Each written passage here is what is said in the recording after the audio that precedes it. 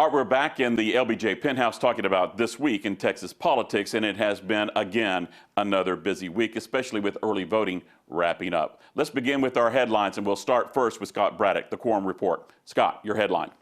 Rudy, it's do or die time in these Texas primaries. Political consultant Sonia Van Meter. Sonia, what's your headline? From grid concerns to old candidates running new races, everything old is new again. Stephen Dial, Fox 4, your headline. A lot of red meat heading into Election Day. And Eleanor Dearman with Fort Worth Star-Telegram. Eleanor, what's your headline?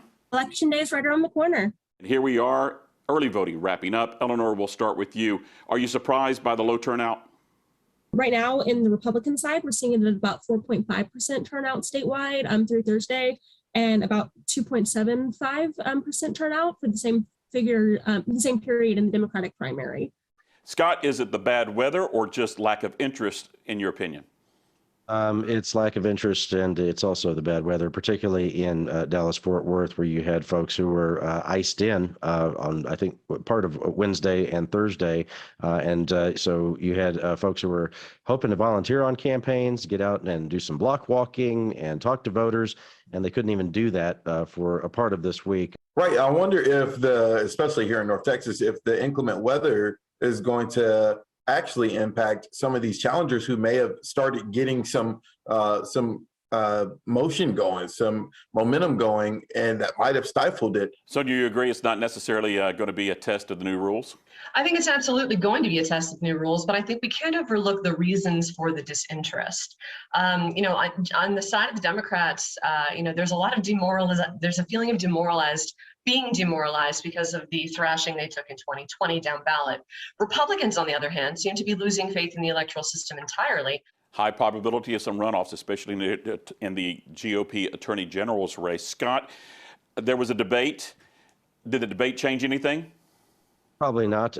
What it did do was highlight the fact that this is a race for second place. This is the death knell for the Bush dynasty. And that is, I think, the bigger story that no one's really talking about. If Jeb Bush's presidential race was the death knell, poor George P. is the final nail in the coffin. Like Scott said, it seems like these candidates are fighting for a place in the runoff. And I think that's something that voters across the state, including in North Texas, are going to be watching out for.